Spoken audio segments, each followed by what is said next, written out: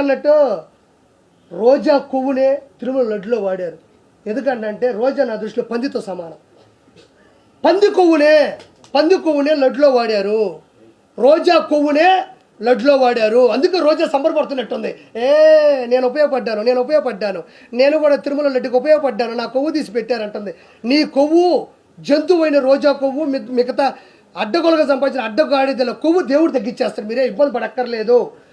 పొన్నవాళ్ళు సుధాకర్ రెడ్డి మాట్లాడుతున్నాడు.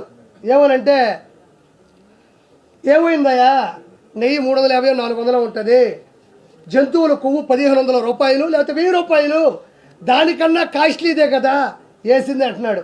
ఒక చిన్న మాట మాట్లాడతా, జుగుప్సాగా అనుకోవద్దు. వాళ్ళ ఇంటికి వెళ్ళినప్పుడు పొన్నవాళ్ళు సుధాకర్ రెడ్డి పొలావిడ అన్నం పెట్టి మ్యాక్సిమం ఏమేస్తుంది, పచ్చడి, కూర, ఒక పప్పు, లేదా కోడిగుడ్డు, లేదా చికెను, లేదా ప్రాన్స్, మటను.